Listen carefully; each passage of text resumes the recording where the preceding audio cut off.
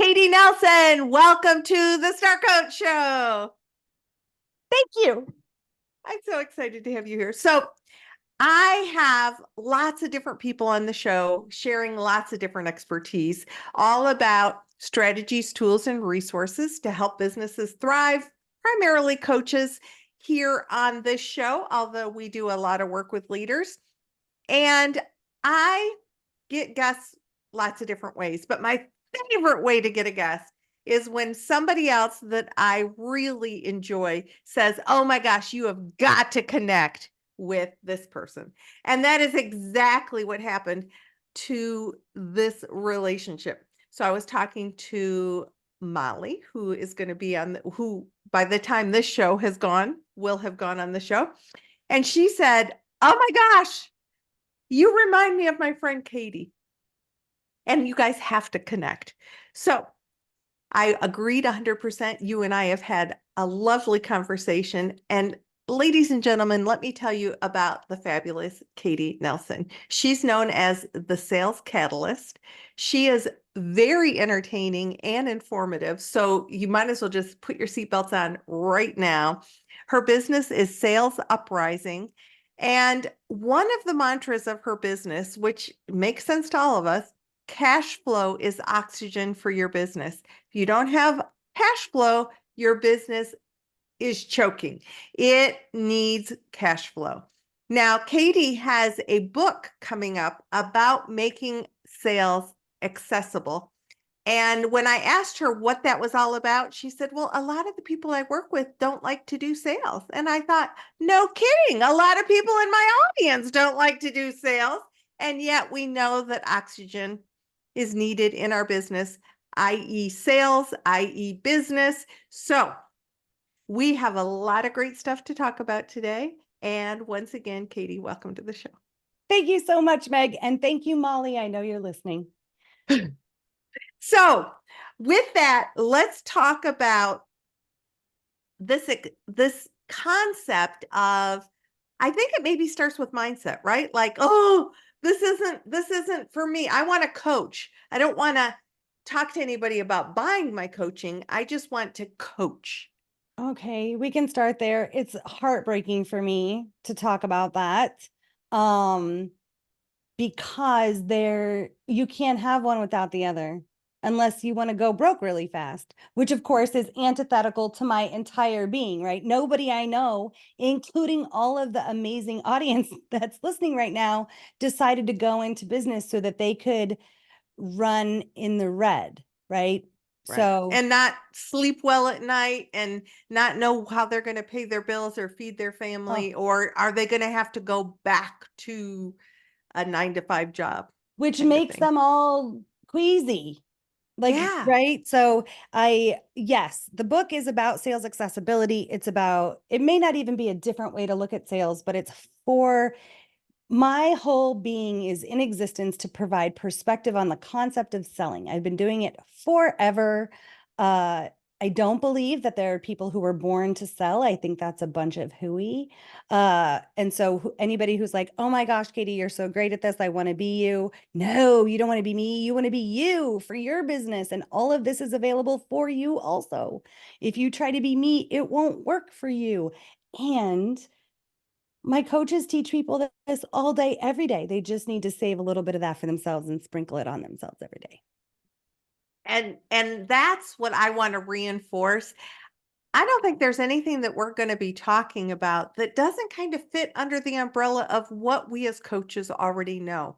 But we need to hear it again. We need to hear that sales is not really so different than being authentic and genuine in our coaching. However, if we don't invite people into that space to work with us, if we're just assuming that people are gonna, if they know that I do it, they're gonna approach me to be their coach, there's a gap there. So don't you dare use air quotes on the word assume because it's like a hard underline. If we assume, not assume, anybody watching, right? Not air quotes, assume in like big bold But letters. underline. Yes, underline. If the assumption is, "Oh my gosh, we had this great conversation and now I don't understand why they didn't hop into my pocket." If you were coaching someone on that very scenario, what is it likely that you would say? And then I want you to write that down and like put it on a post-it note and read it every morning because it's probably true. You can assume in a positive way that things are going to go well, that you're doing the right things from a marketing perspective, and that the people you're talking to are people who potentially need your services. You can assume all of that. What you can't ever do when that's in air quotes, when they say assume the sale, they don't really mean that. And if they do, don't listen to them. What they mean is utilize all of your positive attitude that this is going to go well. Okay. So assume that this is going to be a great conversation one way or the other. Assume that there's the potential of a deeper connection being made. Assume that if it is a no, it's not an always no. If, there's a ton of things that you can assume. You just can't assume they're going to hand over their cash. You actually, as a professional, need to ask for that. It's your job, being who you are, giving the solutions that you give in that relationship. It is literally your job to ask for that. Okay. So with that foundation, let me throw it to you and say, what do we want to focus on regarding this whole concept of accessibility? Yeah. Well, so one, if you took your life outside of the business that you currently run or are trying to run, where are places that you've probably had a sales like conversation? If I just asked you that, Meg, what would you come up with?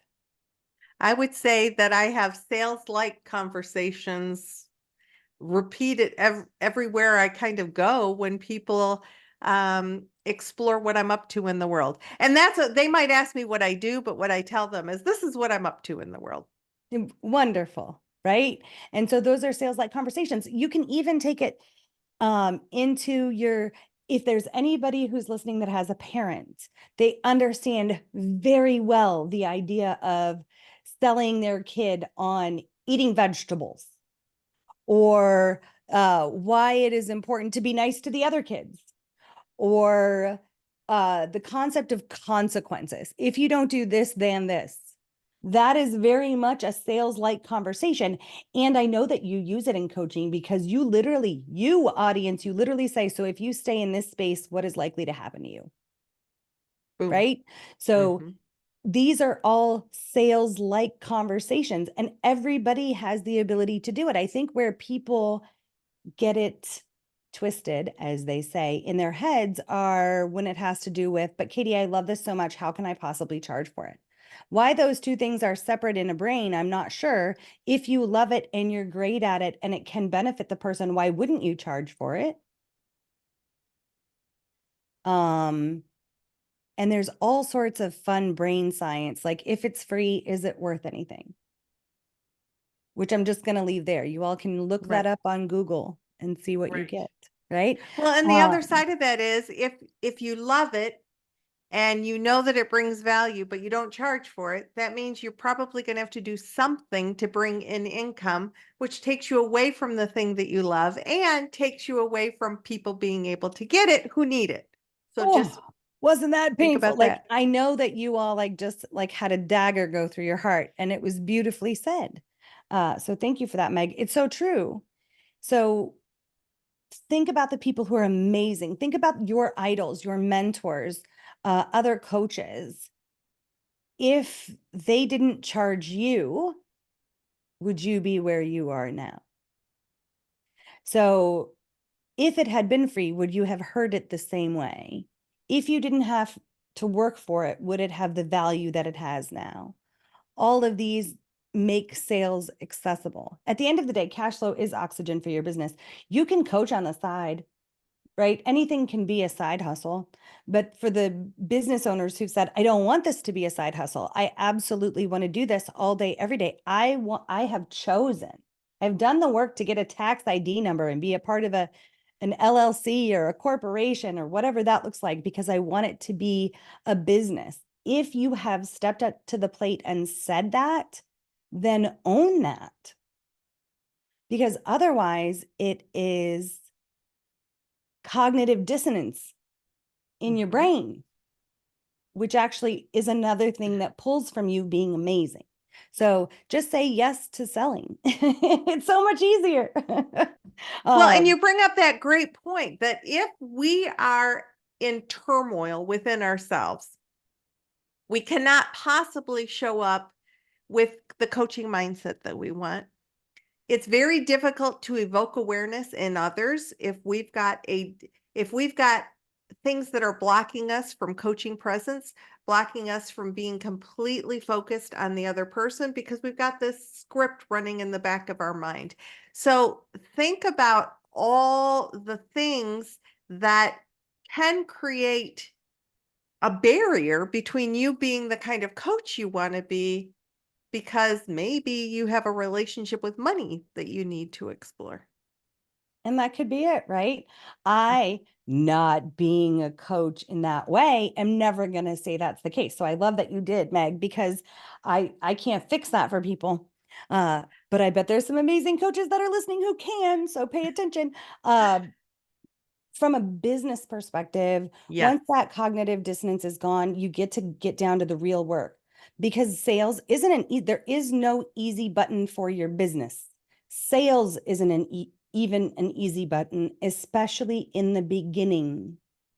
What ultimately makes sales easy is the repetitive nature and understanding of who you are in the marketplace, how you sell in the marketplace, how your potential client hears you in the marketplace, and how you get that yes to do the work. You have to do that over and over and over and over and over and over again before there's any kind of real efficiency to that, or understanding how you can grow from there and then ultimately scale your business. So you have to start at the very beginning. This is not a race that you can come into in the middle of it and win. Right. And a couple things you said there that are so important that I want people to hear is that first of all, I love that you normalize that it's not easy because I think sometimes people who are experts at things say, just do this. Have we ever been on a call with a tech person who's like, just punch this and then do this and then do it? And I'm like, I don't even know where the first thing is that you said is I on don't my know the screen. words that are coming out of your mouth. Yes, Can we start with the English exactly. of it all? Yes. So you acknowledging sales isn't easy. There's not an easy button for your business, but what makes it easier, as with many things in life, is practice, practice, do it, invite people into that space, realize where you're clunky, realize where you end up getting smoother, realize what people resonate with. Like all those things take stepping into that scary space initially again and again and again until it's not so scary. Absolutely. One of the things I tell all of my clients is that there is nothing like the entity of entrepreneurship or choosing to start your own business that will require more of you than anywhere else in your life, including your coaching. So for those of you who are like, Katie, no, my coaching requires all. No, it doesn't, because you're there for them. Entrepreneurship is going to have requirements of you that may or may not have ever been anything you've had to implement in your life. Entrepreneurs have more stress. There's some cute meme going around. Entrepreneurs have more stress in their life and their like little pinky finger than the majority of the rest of the world does in like their whole body or something ridiculous. Also true. We worry about all the things because at the end of the day, the buck stops here. We're it. The majority of coaches I know are in a place where they haven't chosen to grow their firms yet or their agencies. The majority of the people that I work with are solopreneurs. So it's literally all them. And so if we can come to a place where we're like, okay, so this week I'm going to tackle sales and I'm just going to get over it. Like fear is the thing that keeps us safe for no reason, as we all know now, right? Mm-hmm. And I don't mean to make light of it. I just mean to say there really aren't dinosaurs or saber-toothed tigers anymore. And if we looked at our real life, what are the things in our reality that can hurt us in that way, right? Right. So if we know that, and if we know the majority of selling is rejection, We already know this. Statistically speaking, it's just true even for the best salesperson. And they're okay with it. It doesn't, it's part and parcel It's of the part gig. of it. Yeah, Yeah. So they look at the whole pie and they know that 7/8 of the pie is going to be no, but when they get that 1/8 filled up well it's all with worth the it. perfect client, it doesn't matter that 7/8 is. And some of those 7/8 may come back later. And the more you do it, it may turn into 6/8. It could turn into 5/8. These are the things that we're looking to do when we're getting better at sales, is have more people that we talk to and more conversion. One of the, like when you hear it, it's like a dog whistle, but that's probably used differently these days. I just mean it makes your head tilt and you listen more. Is when people say, I only do business by referral. Referral-based business is amazing, ladies and gentlemen. For those of you who are listening, we all want referral business. There's no reason why you wouldn't. It's to some extent the funnest method of selling, because this is where, like Molly introduced me to Meg, you have people advocating on your behalf to say, this is an amazing coach. This coach helped me. I love their vibe. You too. I know you too will love their vibe. And so the sale is almost made. The handshake has almost been done. That money is almost in your pocket. But when I hear, when I'm out and about, that I only do referral business, it means one of two things. One, I'm so new, I don't know who my target market is. So other people fill my business. So that's for the newbies. Or they're all the way at not the end of their career, but they've been there for so long that they have so many referrals coming in, they don't need to do anything any other way. So in my life, there's 4 stages of business: startup, base, expand, and thrive. The majority of the people that I work with are in the startup phase of business, which has nothing to do with the amount of time that you've been there. It has everything to do with, I know, imagine this, revenue that you've generated. Amazing. The It's, oxygen that you have to breathe. yes, otherwise your business, right? So we're talking about elongating runways, right? You need money to do more things. You need money to pay your bills so you're not worried. I know it would kill your audience if they ever thought that their worries about their life ever bled into a client conversation, right? That's antithetical to their being. And so one of those worries, as we all know, is, how am I going to pay the mortgage? How am I going to do this? How am I going to pay for my Zoom subscription or whatever it is? Like all of the little tiny things. How am I going to do that? Especially if you don't have money coming in. So startup phase is, if you're a services-based business, which if you're a coach, you have the potential to be a hybrid-based business, both product and services. But for the most part, we're all services-based. Getting to 250K in services sold on an annual basis lets you know, for the most part, you're sitting pretty. You know where your next client's coming from. You know exactly how that delivery mechanism is going to work. You can now improve on that if you need to, or you can just grow from there. Right? So startup is the learning curve is so steep, and I know you're all feeling it, but it does have to do with cash flow first and foremost. You can't grow without it. You can't scale without it. You can't eat without it. Your business will die. So if I'm understanding you correctly, startup is from 0 to 250. I wouldn't say, great question. Thank you for qualifying it. Yeah. I wouldn't say 0, because 0 is like when you're launching everything. Okay.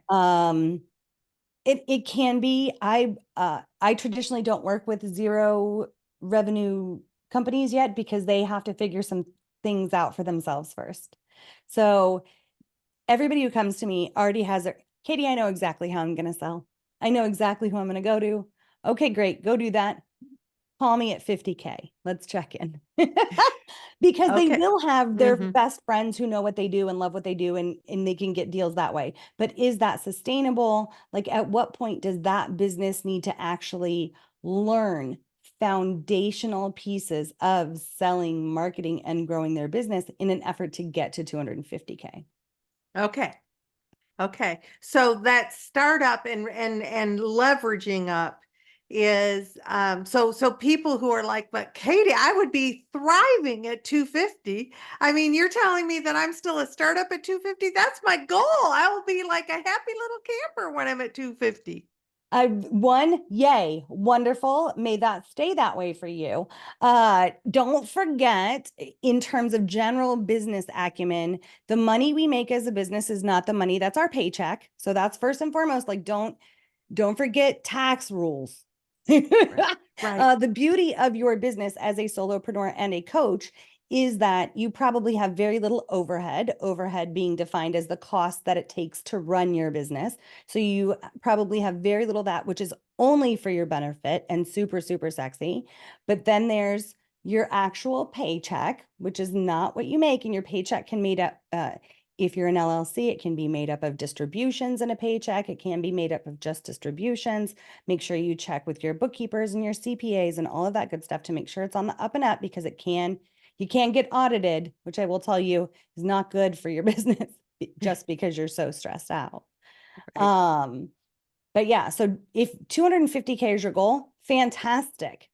Then your launch period, depending on how much money you have to bootstrap your business, if you're a bootstrapper, meaning you are paying for your business to, from the get-go, right? You don't have any funding that pays for it other than you, yourself, and your savings account, your retirement account. You sold something so that you have some cash, like whatever that is. If you are bootstrapping your business, you want to get to where you want to get to as fast as possible. The scary part is that if you think that 250K is like the end all be all for you, and so you think you have all the time in the world to get there, don't forget, like, Katie, I'm going to learn all of the things that I need to know for business before I ever sell. I appreciate the theory of that, but if that's actually what you do, please note you are eating up all of the cash that you have to support you until that moment, right? So if you and I talked about this, right? So the runway for your plane, if your Right. dream is bigger, you have a bigger plane, you need a bigger runway. And if you have all the cash eating up the back half of your runway, at some point it's going to go beyond your plane if you're not selling and you have Right. no runway, your plane can't ever take off. So I am here to say that the number one most important skill, regardless of you being a leader, outside of what you deliver, and let's be clear, everybody here listening, you already know what you deliver. You have hours of expertise in that. You've taken courses, you've been certified, you've done trainings, you've delivered it in beta form, you've delivered it in free form. You know what you deliver. So we're not talking about that. Now we're talking about upping your skill set as a business owner, right? So And good. I will Yeah. tell you, selling is the number one skill on that list. Okay. So what are some of the things that you hear from your coach clients that create barriers for them? The saying, I hate selling, is the first one. Mm-hmm. I mean, it's really, selling somehow is like art. People either are drawn to it or they're like, that's disgusting. I would never hang that on my wall. And if you're going to tell yourself you hate selling, you will continue to hate selling. It will be unavailable to you. And then just don't own a business. It's okay. Right. Yeah. And nobody's saying you have to be an entrepreneur or you have to own No, a business. However, if you're making that choice, selling is part of it. it's part. Yes. Uh, and here's why. What people think is, so when I first started my business, I'd been in sales for a very long time. At that point, I would be what you would consider to be a very expensive salesperson for your team. Okay. Prior to Sales Uprising, I owned two companies previously. I co-owned two companies previously. And so I'm a very expensive salesperson.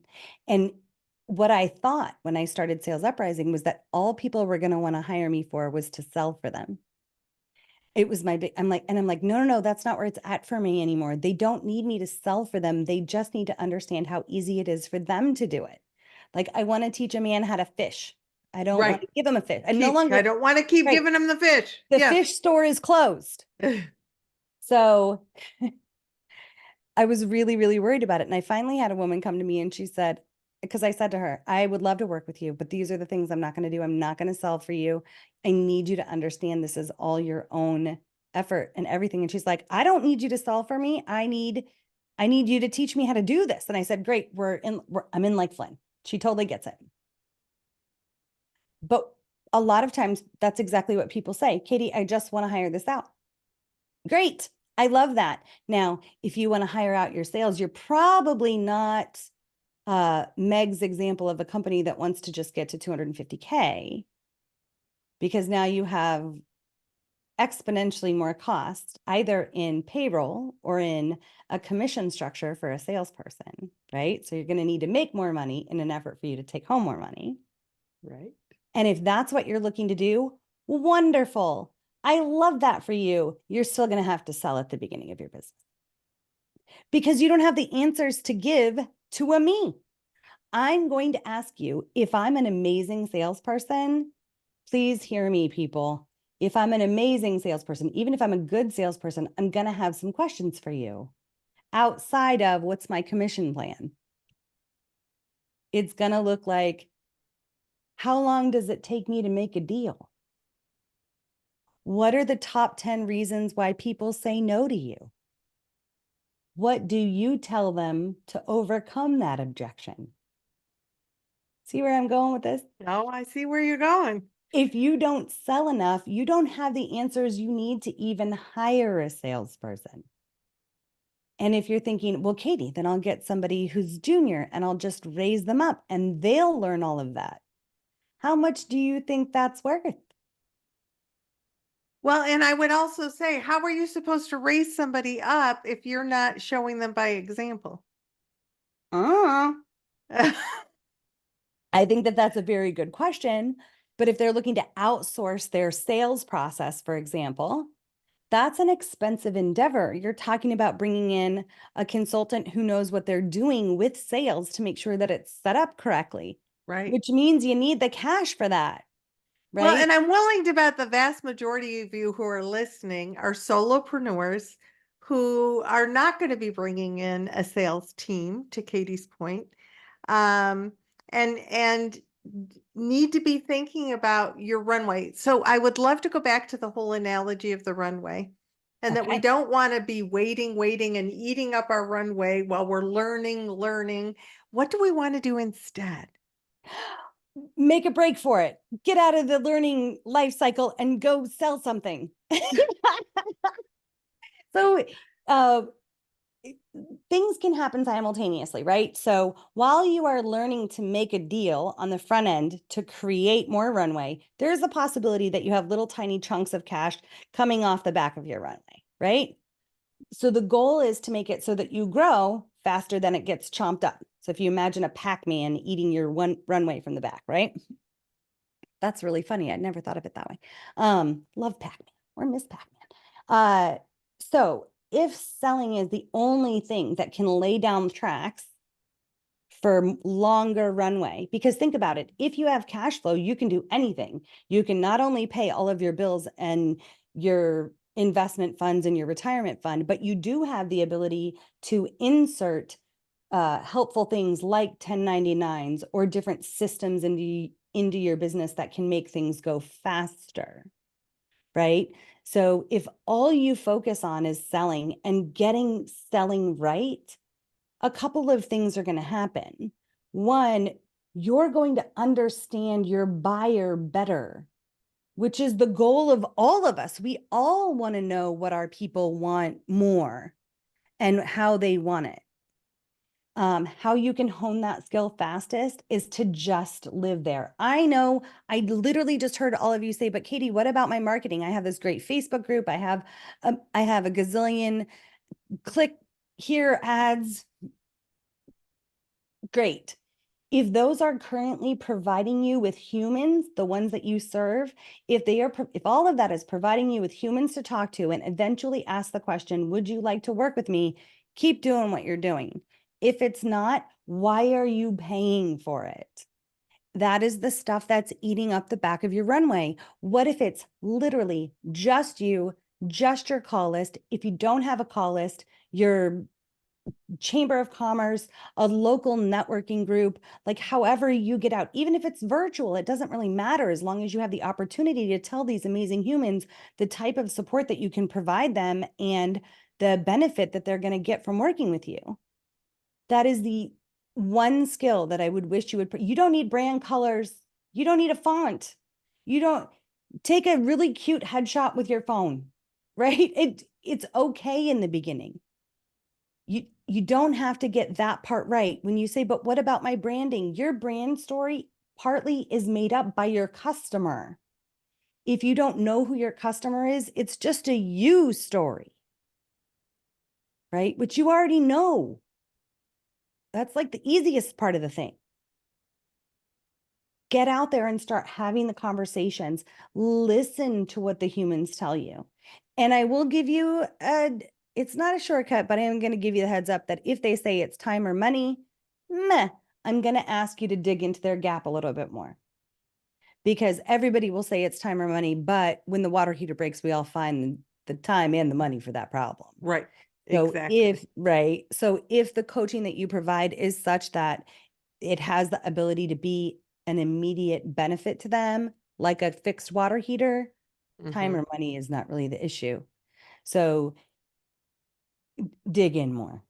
But that's where you need to be in an effort to make your runway the longest. The bigger your dream, the bigger your plane, the bigger the plane, the longer the runway. If you only want to make $100,000 in your business, there is zero judgment about that. You have the ability to do that if you do the right things first, which is selling. And that's true for any size business. You want to get that system down so that all of the other systems have the ability to work.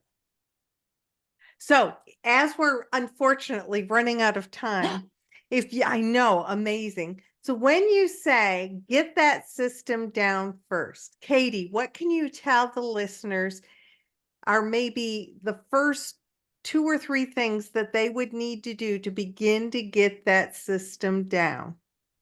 Oh, so I'm so happy to give this to this community because it's not as complicated as y'all think. As coaches, one of the things that we're taught is to ask questions, right? This is a key. This is like, I would say, this is the key to making a sale because it really is about them. Yes, we are absolutely trying to deduce whether or not the person in front of us is the right fit for us. So we need to know that. That's what we bring to the table. But really, it's all about them.